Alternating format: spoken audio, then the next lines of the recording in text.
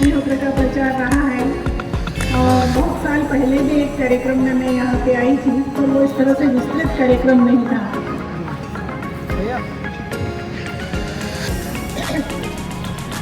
मुझे लगता है कि 85-86 में मैं यहाँ पे एक बार आई हूँ।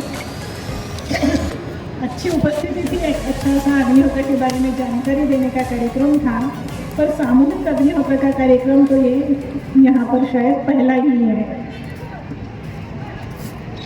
अग्निहोत्र का प्रचार जो है पिछले 50 वर्ष से निरंतर हो रहा है और बहुत सारे लोग अलग अलग क्षेत्रों के अग्निहोत्र विषय में कुछ जानकारी रखते हैं। कई लोग जैसे अभी यहाँ पे जिन्होंने पहले स्वागत किया कुशवाहा जी, वो पिछले 15 साल से अग्निहोत्र कर रहे हैं, नरसिंहगढ़ के रहने वाले हैं।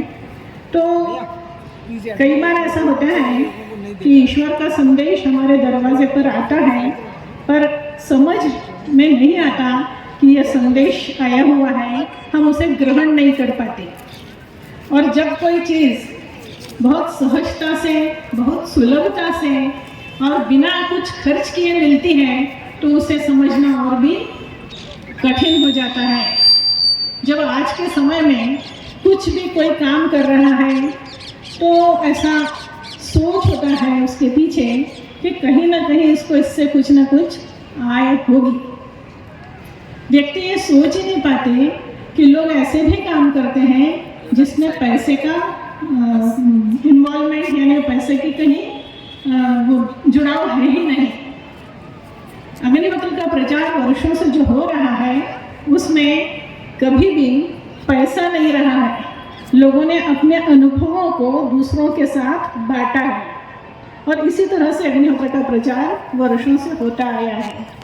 जो अग्निहोत्र करता है उसके जीवन में उस दिन से, जिस शाम से उसने अग्निहोत्र शुरू किया है, जीवन में बदलाव आना शुरू होता है और धीरे धीरे महीने 2 महीने अग्निहोत्र करने के बाद जब वो देखता है तो बहुत सारे कुछ परिवर्तन वो अपने आप में, अपने वातावरण में, अपने आसपास सब में महसूस करता है।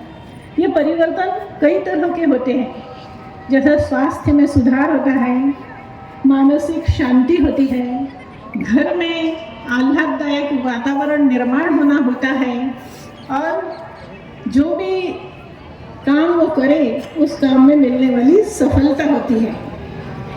तो अग्निहोत्र का प्रभाव जो मनुष्य पे होता है वो वातावरण के माध्यम से होता है।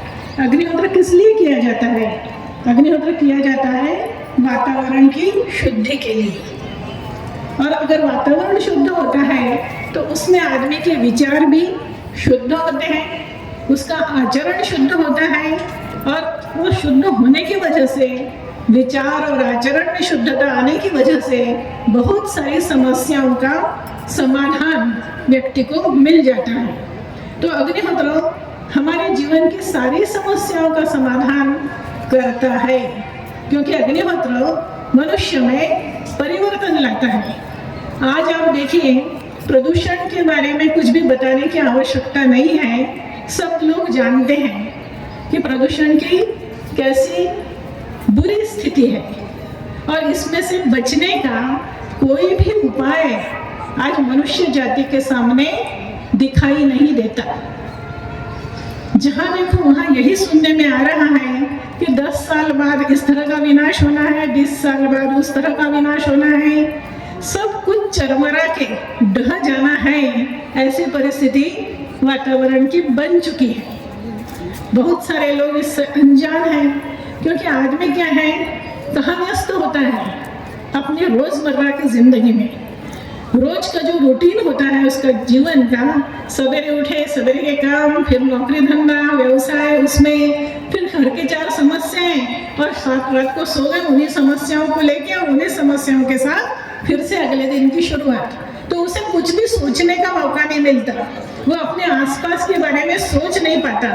और इसीलिए पर्यावरण जैसी चीज, तो लोग ये सोचते हैं कि पर्यावरण में अगर प्रदूषण है तो उसका कोई ना कोई उपाय तो लोग करेंगे ही, कुछ ना तो कुछ तो होगा ही। जो सबका होगा वो हमारा होगा। पर्यावरण के बारे में सोचने की आवश्यकता नहीं है, पर है सबका क्या होगा मालूम नहीं, पर हमारे आज की जिंदगी हम अच्छे से गुजार सकते हैं। ईश्वर ने हमें एक साधन दिया है, उस परेशानी से जो हमारे जीवन में है उस परेशानी से मुक्त होने का। जब साधन है तो क्यों परेशानी झेली जाए।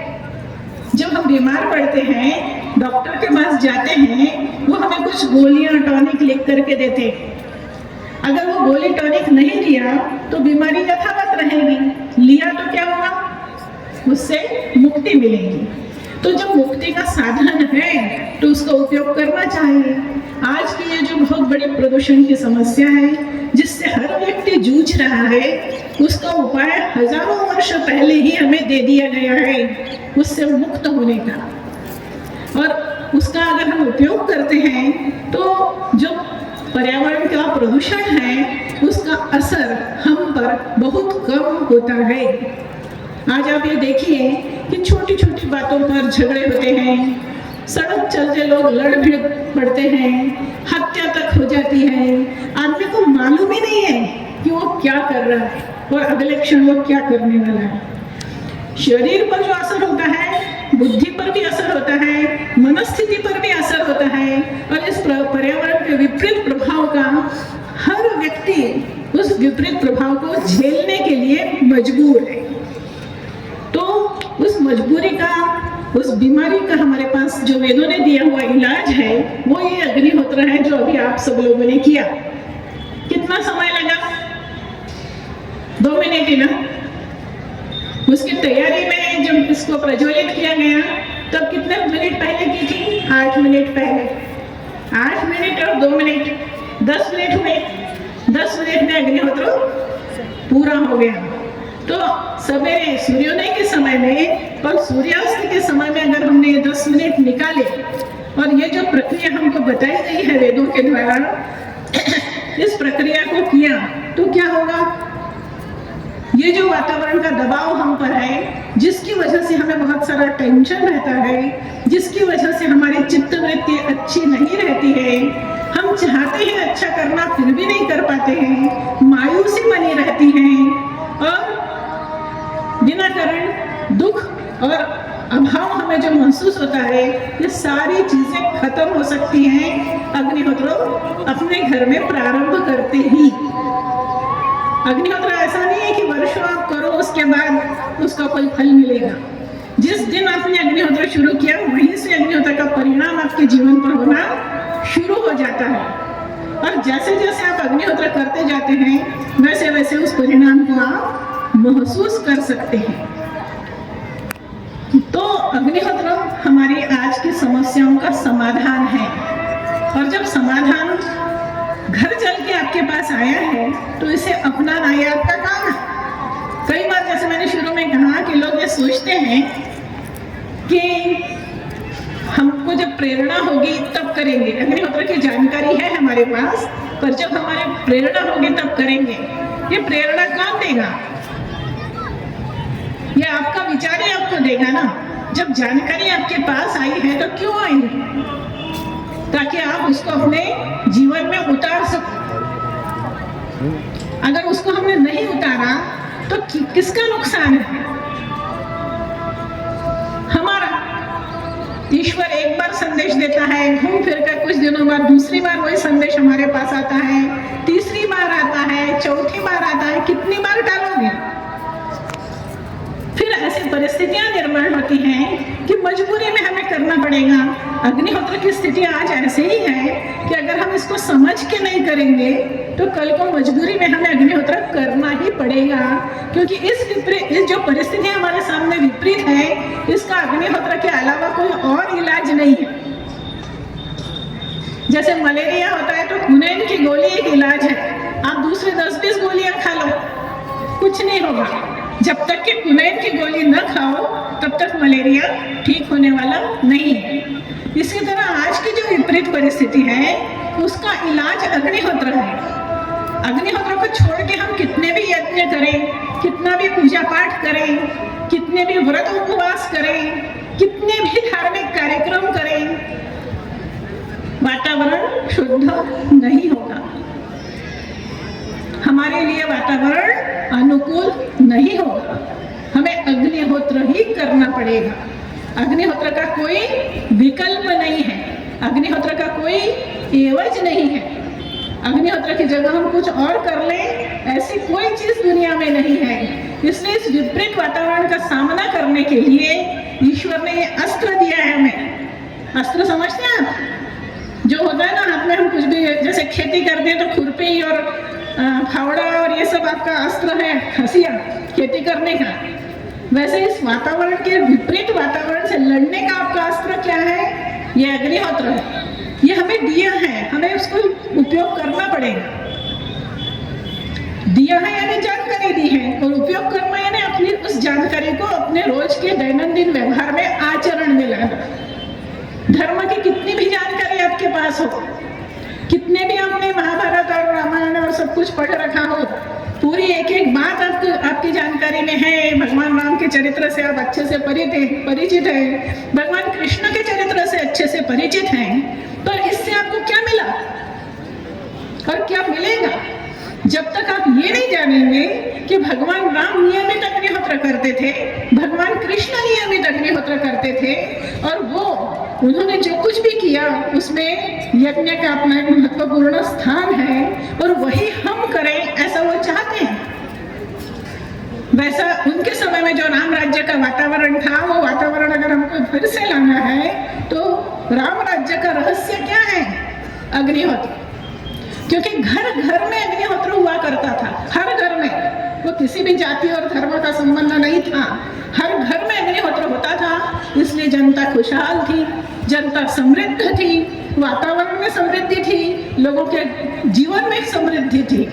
तो समृद्धि लाना है, अच्छा वातावरण बनाना है, सुख चाहिए है, तो जो राम राज्य का जो रहस्य है, राम राज्य की जो कुंजी है, उस कुंजी को हमको अपनाना पड़ेगा। इसलिए भगवान राम को अगर हमें मानना है तो देखो दो तरीके से मानते हैं। एक श्रद्धा रखते हैं, उसको हम मानना कहते हैं, और दूसरा यह होता है कि उन्होंने जो विचार या जो आदर्श हमारे सामने प्रस्तुत किया उसका हम आदर करते हैं और उसको अपने जीवन में उतारते हैं। तो उन्होंने आचरण से ये बताया है कि अग्निहोत्र कितना जरूरी है। राजा भी अग्निहोत्र करता था, प्रजा भी अग्निहोत्र करती थी। ये राम राज्य है। तो आज जो उन्होंने हमारे सामने आदर्श रखा है, भगवान कृष्ण ने रखा है, राम ने रखा है, और भी जिन जिन को आप भगवान इस रूप में जानते हो, सब ने इस अग्निहोत्र को किया हुआ है। हमारे सामने उन्होंने ये आदर्श रखा है। इसको जब तक हम उनकी कितनी भी पूजा करें, उतने से वो खुश होने वाले नहीं हैं। वो काहे से खुश होंगे? जो उन्होंने चाहा है कि हम करें, उन्होंने करके दिखाया और चाहा कि उनकी प्रजा करे। वो अगर हम नहीं करेंगे और केवल पूजा करेंगे, तो आप ये सोचिए कि आपके घर में माता पिता जो आपके वृद्ध हैं, जिनकी आपको सेवा करना है, उनके आप पैर दबा रहे हैं, हाथ दबा रहे हैं, उनकी सेवा कर रहे हैं, पर उनकी एक भी बात मानते नहीं है। वो जो कुछ कहे वो करते नहीं है, तो क्या वो खुश होंगे? आप हाथ पैर न दबाएं, पर उनकी कही बात को माने, उनको वो वाली इज्जत दें कि वो एक शब्द बोले और आप उसको हाथ पे झेलें, तो वो ज्यादा खुश होंगे। यही हमारा, हम जिनको भगवान मानते हैं उनसे रिश्ता है कि उन्होंने जो आदर्श हमारे सामने प्रस्तुत किया है उसको हम अपने जीवन में उतारें, वो ज्यादा खुश होंगे। यही उनकी असली पूजा है कि उन्होंने जो हमें बताया है करने के लिए, वो हम करें हमारे जीवन में। उन्होंने करके दिखाया है। विपरीत परिस्थितियों में उन्होंने अग्निहोत्र किया है। राम के चरित्र में हम देखते हैं, भगवान राम के चरित्र में, कि वो जो वनवास में रहे तब भी नियमित रूप से अग्निहोत्र करते रहे। वो कहीं किसी आश्रमों में रुकते थे तो वहां से सवेरे का अग्निहोत्र हो चुकने के बाद उस आश्रम को छोड़ते थे, या शाम को किसी आश्रम में पहुंचना है तो अग्निहोत्र के समय के पहले पहुंचते थे, ताकि अग्निहोत्र वो शामिल हो सके उस अग्निहोत्र में। तो ये इतनी जिस चीज को उनके जीवन में उन्होंने महत्व दिया और महत्व देकर हमको दिखाया कि क्या करना चाहिए, वो आज हमारे जीवन से सब कुछ चीजें गायब हो गई हैं। और हम केवल उनको शरीर मान करके उनकी आराधना कर रहे हैं। नहीं, उन्होंने जो आदर्श हमारे सामने रखा, हमको उस पर आना पड़ेगा, तभी हम हमारे जीवन में सुखी हो सकेंगे। और उन्होंने आदर्श क्यों रखा? देखो, प्रकृति से हम सब कुछ लेते हैं, हवा, धूप, पानी, सब कुछ वही हमारा जीवन है। इसके बगैर हमारा जीवन है क्या? कोई पानी के बगैर रह सकता है क्या? कोई खाने के बगैर रह सकता है क्या? कोई सांस लिए बगैर रह सकता है क्या? ये हमारा जीवन है। तो ये जीवन हमें कहाँ से मिलता है? प्रकृति से मिलता है। तो प्रकृति अगर स्वस्थ होगी तो हमारा जीवन आनंदमयी होगा, और अगर प्रकृति अस्वस्थ होगी तो प्रदूषण का मतलब क्या है? प्रकृति अस्वस्थ है, बुखार चढ़ा है जबरदस्त, वो अस्वस्थ है, तो हम हमारे जीवन में अस्वस्थ हैं। हमको पता ही नहीं कि हम क्यों बीमार हैं, क्योंकि प्रकृति बीमार है इसलिए हम बीमार हैं। तो हमें ठीक होना है तो काय को ठीक करना पड़ेगा? प्रकृति को ठीक करना पड़ेगा, वातावरण को ठीक करना पड़ेगा, वातावरण को समृद्ध करना पड़ेगा, वातावरण को सुखी करना पड़ेगा, वातावरण को स्वस्थ करना पड़ेगा। हम अपने आप हो जाएंगे, हमें अपने लिए कुछ भी करने की जरूरत नहीं है। सब कुछ हमारे प्राण कहाँ बसते हैं? हमारे प्राण वातावरण में बसते हैं। तो वहाँ पे स्वास्थ्य चाहिए, हमें अपने आप मिल जाएगा। वहाँ पे सुख चाहिए, हमें अपने आप सुख मिल जाएगा। तो इसलिए वातावरण को हमको अगर कुछ देना है तो कैसे देंगे? वातावरण यानी हवा है, धूप है, पानी है, जमीन है, सब तो आकाश है। हम इसको कैसे दें? जिसको हम पंच महाभूत कहते हैं, उसको हम कैसे दे सकते हैं? कुछ स्थूल रूप में तो कुछ भी नहीं दे सकते। इसलिए यज्ञ की प्रक्रिया है कि आहुति देते हैं, उससे जो गैसेस निकलती हैं ये पूरे वातावरण में फैल जाती हैं, और फैल करके वातावरण अपना जो उसको लेना है उससे वो उससे ग्रहण करता है और सशक्त होता है, स्वस्थ होता है। इस तरह से हम वातावरण को स्वस्थ करेंगे तो हम अपने आप स्वस्थ हो जाएंगे। हम कहते हैं ना, सुख शब्द का हम इस्तेमाल करते हैं ना, हम सुखी हैं ऐसा हम कहते हैं, या हम दुखी हैं ऐसा कहते हैं। तो दुखी का शब्द क्या, दुख का मतलब क्या हुआ? पहले सुख का शब्द का अर्थ समझिए। सु यानी अच्छा और ख यानी वातावरण। अच्छा वातावरण यानी सुख, और दुख क्या है? बुरा वातावरण। आज हम कहाँ में रह रहे हैं? आज हम दुख में रह रहे हैं, यानी प्रदूषित वातावरण में रह रहे हैं, और हमारी सारी समस्याएं भी इसीलिए हैं। तो इस दुखी वातावरण को, इस दुख को बदलना है तो क्या करना पड़ेगा? वातावरण को शुद्ध करना पड़ेगा। और इसीलिए जो ये हजारों साल पहले से चलता आया है, अग्निहोत्र भगवान राम के पहले भी जो आए थे, जैसे भगवान परशुराम, उसके पहले भी जो लोग रहे जिनके हम आराधना करते हैं, उपासना करते हैं, इन सब ने अपने जीवन में अग्निहोत्र किया है, और सिर्फ एक संदेश देने के लिए कि उनकी नकल दूसरे करें, उनको फॉलो करें। पर हम उन्हें कहीं फॉलो ही नहीं कर रहे हैं, हम केवल मानते हैं। और क्या करते हैं कि मेरा ये दुख दूर हो जाए, मेरा ये परेशानी दूर हो जाए, भगवान ऐसा कर दीजिए, भगवान वैसा कर दीजिए, मुझे परीक्षा में पास करवा दीजिए, मेरी नौकरी लगवा दीजिए। सतत कुछ न कुछ मांगते हैं। भगवान ने हमको इतना संपन्न बनाया है कि हमें कुछ भी मांगने की आवश्यकता नहीं, सब कुछ हमारे पास है। और जो जो चीज़ हमारी ज़रूरत होगी, तो जब जिस चीज़ की ज़रूरत होगी वो हमें अपने आप ही मिल जाने वाली है। तब जब उनके बताए रास्ते पर चलेंगे तब तक तो मांगना ही पड़ेगा। तो मांगने के बजाय हमें उनके रास्ते पर चलने के लिए सोचना चाहिए। और चूंकि सबको करना है अग्निहोत्र में कोई जाति नहीं है, कोई धर्म नहीं है, कोई देश नहीं है, किसी भी तरह का बंधन नहीं है, सबको अग्निहोत्र करना है। इसलिए इतना सरल सा अग्निहोत्र दिया है ईश्वर ने हमारे सामने कि 5-10 मिनट का समय कोई भी निकाल सकता है। 4-5 साल का बच्चा जब अच्छे से बोलने लगता है, वो ये मंत्र बोल सकता है, कर सकता है। 85 साल का वृद्ध भी कर सकता है इस अग्निहोत्र को।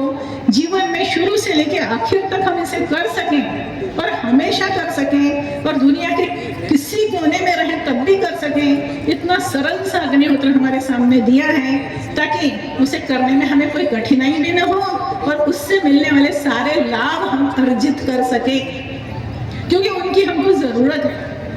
जो मैंने प्रदूषण की परिस्थिति बोली ना, कि क्या होता है कि विचार ही अशुद्ध है, और इसीलिए जब विचार अशुद्ध होते हैं, जो हम कहते हैं जल अशुद्ध है, खाना अशुद्ध है, वायु अशुद्ध है, इन सब के साथ सबसे ज़्यादा अशुद्ध क्या है आज की परिस्थिति में? विचार। और जो विचार होते हैं, कोई भी जो बुरा कर्म होता है वो पहले विचारों में आता है और फिर उसको हम तौलते रहते हैं और फिर वो हमारे आचरण में आता है।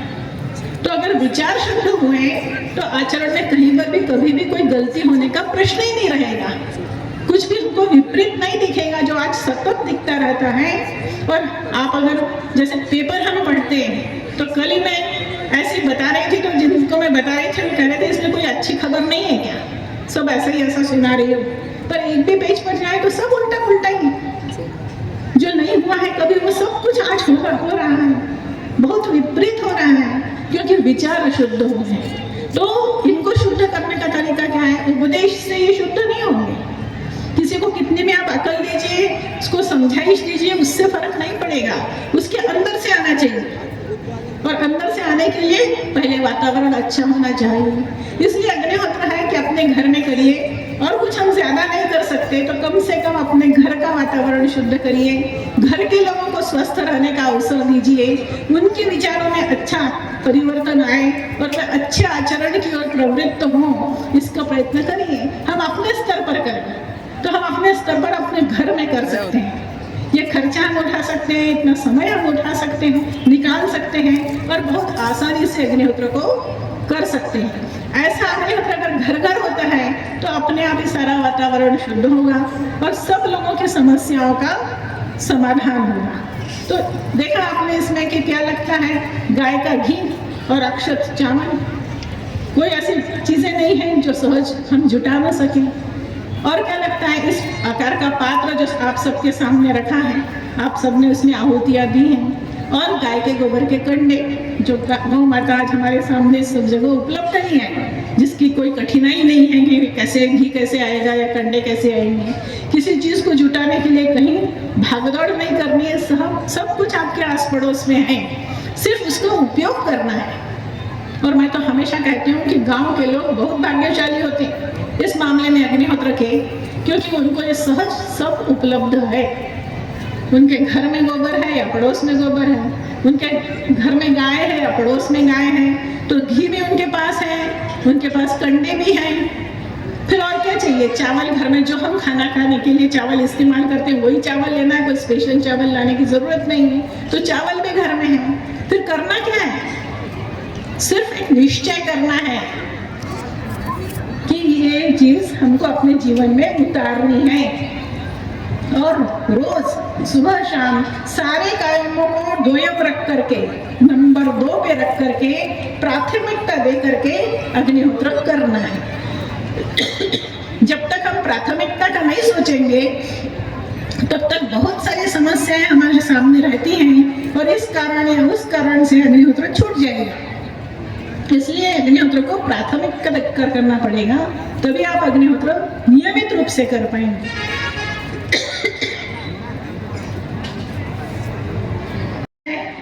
पर किसी मायने में देखा जाए तो इसलिए कठिन है कि रोज करना होता है, और हमें कैसे आदतें पड़ गई हैं आज कि हमें कोई चीज़ चाहिए, हम इच्छा रखते हैं, मनौती मानते हैं, ये सोचते हैं कि इतने दिन का व्रत कर लेंगे हमारा एक काम बन जाए। वो दिन होते हैं 9, 16, 18 महीना, कुछ भी, उसके बाद मुक्त। अग्निहोत्र कैसा है? अग्निहोत्र हमारी सांस के साथ जुड़ा है, शुरू किया है, जब तक हमारी सांस चल रही है तब तक हमें अग्निहोत्र करना है, क्योंकि हमें इसकी रोज आवश्यकता है। ये टॉनिक है जो पोषण देता है आपको, आपके विचारों को पोषण देता है, शरीर को पोषण देता है, मन को पोषण देता है, सबको पोषण देता है। तो ये पोषण की हमको जरूरत है रोज, कब तक? अपने आखिरी सांस तक। तो जहाँ से हम शुरू करें, इस मायने में देखेंगे तो अग्निहोत्र हमको कठिन लगता है कि रोज करना है, पर जब अग्निहोत्र करने लगते हैं तो ये समझ में आता है कि कहीं से भी कठिन नहीं है। देख के जितना कठिन लगता है उतना कठिन है नहीं। इसीलिए आपको ऐसे आज कई लोग मिल जाएंगे, कोई 50 साल से अग्निहोत्र कर रहा है, कोई 40 साल से अग्निहोत्र कर रहा है और नियमित रूप से कर रहा है। उसके घर का बाकी का रूटीन सब जैसा आपका है वैसा ही चलता आ रहा है, उसमें उसका नियमित अग्निहोत्र होगा ना, आपका भी हो सकता है। सिर्फ निश्चय करने की ज़रूरत है। तो अग्निहोत्र को सबसे पहले समझने की ज़रूरत है। जो अभी एक नरेंद्र कह रहे थे ना कि वहाँ स्टॉल से आप किताब लो पढ़ो, मैं भी आपको कहना चाहूँगी कि अग्निहोत्र नाम की एक जो पुस्तक है वो लेके पढ़िए, समझिए। कोई भी काम अगर हमें करना है तो उसके पहले उसे अच्छे से समझ लेना चाहिए। कोई कह रहा है उसकी बात पर कतई विश्वास नहीं करना चाहिए। मेरी बात पर आप विश्वास करो ऐसा मैं कतई नहीं चाहती। मैं गलत भी बोल सकती हूँ, अपनी बात बतानी है तो मैं बढ़ा चढ़ा के भी बता सकती हूँ, या मुझे अपनी बात कहनी है तो मैं कैसे भी उसको पटाने का प्रयत्न कर सकती हूँ। आप उस विषय को समझो तो उसके लिए किताब पढ़ो, क्यों और क्या परिणाम होते हैं अग्निहोत्र के हमारे जीवन में। इसको जब आपको समझ में आएगा तो आपको ऐसा लगेगा कि दुनिया के सारे काम नंबर 2 पे हैं। सबसे पहला काम अगर हमारे जीवन में कोई करना चाहिए हमें तो वह अग्निहोत्र है, क्योंकि अग्निहोत्र के बगैर तो ऐसी परिस्थिति धीरे धीरे निर्माण होने वाली है कि जो कुछ आज हम देख रहे हैं ना, हमें पक्षी दिख रहे हैं, पेड़ दिख रहे हैं, हवा दिख रही है, आकाश दिख रहा है, ये सब कुछ हमको ऐसा दिखने वाला नहीं है। वातावरण दिन पर दिन दूषित होने वाला है और बहुत उसके विपरीत परिणाम हमारे सामने आने वाले हैं। तो इन विपरीत परिणामों से बचने के लिए, अपनी दुनिया सुखी करने के लिए, अपनी दुनिया में आनंद लाने के लिए, स्वास्थ्य लाने के लिए, आप ये देखिए बीमारियों की क्या स्थिति है आज। रोज एक नया कोरोना तो सबने भुगता, पर रोज कुछ न कुछ आता रहता है कि अब ये वायरस आया है उसका ये परिणाम हो रहा है, फिर कहीं वो वायरस आया है उसका वो फलाना परिणाम है, कुछ दिनों बाद ये वायरस आने वाला है उससे ये होने वाला है। ये हम सतत डर के तो जी रहे हैं, सतत हमको डर के ही जीना पड़ रहा है। ये डर ही खत्म हो जाएगा अग्निहोत्र से। हमें मालूम रहेगा कि हमारे पास ये रक्षा कवच है। ये रक्षा कवच ऐसा है जो ये और वो और आने वाले पीछे बीत गए सारे वायरस और आने वाले सारे वायरसों से हमें बचा सकने की क्षमता रखता है। पता नहीं कौन कौन वायरस आने वाले, उन सबसे बचाओ जिससे होगा वो चीज़ आप अपने घर पे लेके आ रहे हो, ये पात्र लेके आ रहे हो, ये हर विपरीत परिस्थिति से हमारा बचाव होगा। ये तो रक्षा कवच है और इसकी आज हमें ज़रूरत है। प्रदूषण विपरीत जो वातावरण है, प्रदूषण है, उससे ही हमारी हर तरह से रक्षा करने में समर्थ है।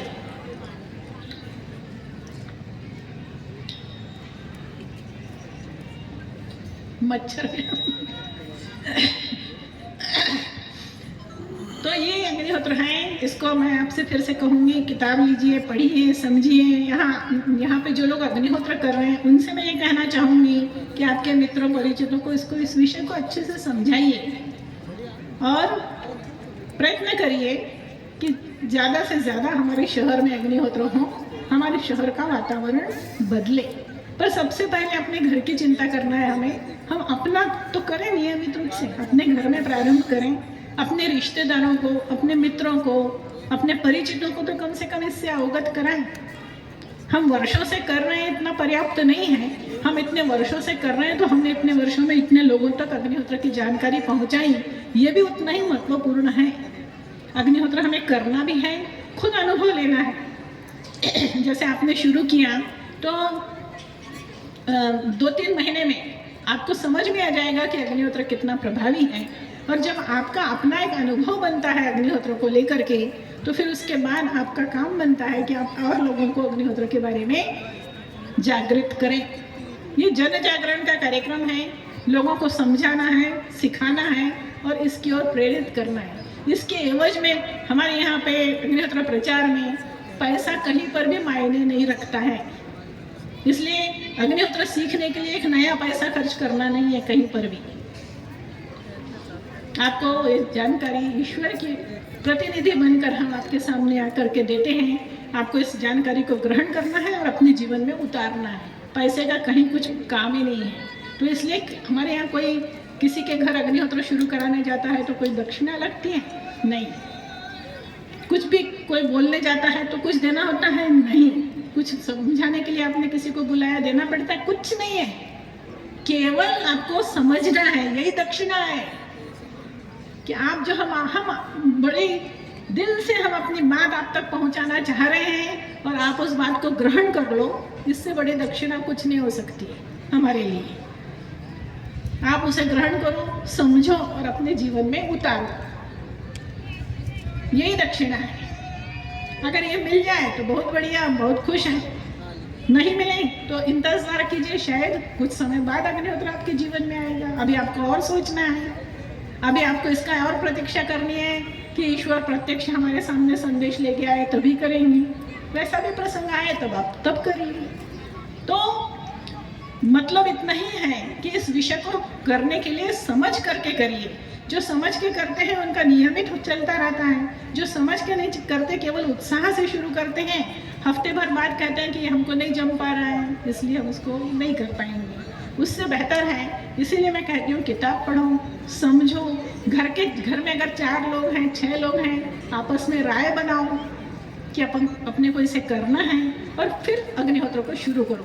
अग्निहोत्र शुरू होता है शाम को सूर्यास्त से और उसके बाद जीवन में नियमित उसका चलता रहता है, नियमित रूप से इसे करना होता है। तो बस मैं आपसे यही कहूँगी कि अग्निहोत्र इस विषय पे ही बताना था। विधि आपने देखी है, खुद किया है, इसको अपने जीवन में उतारने का प्रयास करिए। धन्यवाद। सुख की खोज, ये अग्निहोत्र स्टॉल लगा है, इसे पढ़ें और इसे लेके जाएं अवश्य, उसके बारे में समझें। ये सुख की खोज जो है धर्मपाठ, और जो लोग जाना चाहें अब अपने पात्र लेके ये टप रखे हैं, इनमें भस्मी खाली करें। मैं कार्यकर्ताओं से अनुरोध करूंगा कि टप में भस्मी खाली करवा लें और जितने भी नए लोग आए हैं अपना अपना पात्र वो वहाँ से स्टॉल से लें, स्टॉल लगा है वहाँ से लेके जाएं। पुस्तकें वहाँ से ले लें, पुस्तकें वहाँ जिन्हें भी लेना है वहाँ से ले लें। बस धन्यवाद। अग्नये इदं नाम प्रजापतये स्वाहा, प्रजापतये इदं नाम। इन 2 मंत्रों के साथ शाम का अग्निहोत्र संपन्न होता है। इसके पश्चात आज के समय में जो पर्यावरण प्रदूषण होती, हमारे बीच में विकट समस्या जो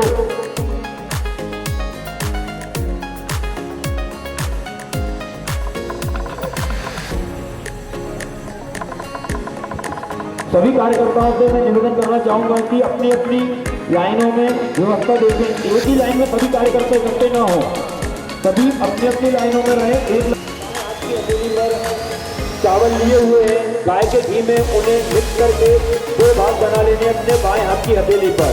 और जैसे ही समय होगा, पहले मंत्र के साथ पहली जो आहुतियाँ हमने घी और चावल मिक्स करी रखी है उसे अपने दाहिने हाथ से उठाएंगे कुर्सियों में, और मंत्रोच्चारण के बाद स्वाहा पर आहुतियाँ। वातावरण सुधरता है, हमारे शरीर को रोग प्रतिरोधक क्षमताएं बढ़ाते हैं, हमारे वातावरण को शुद्ध बनाते हैं।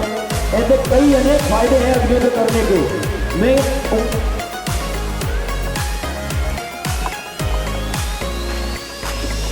करके देखें, सभी आहुति कोई नहीं डाले, केवल ये अब एक डेमो के लिए कर रहे हैं कि आप मंत्र सीख सकें। कितने आसान मंत्र आप खुद समझ सकते हैं। मैं पहले बोलूंगा, आप दोहराएंगे। शाम का पहला मंत्र अग्नये स्वाहा, दोहराइए आप। अग्नये इदं नाम। इसी प्रकार दूसरा मंत्र प्रजापतये। समझ में आएगा अग्निहोत्र करने का।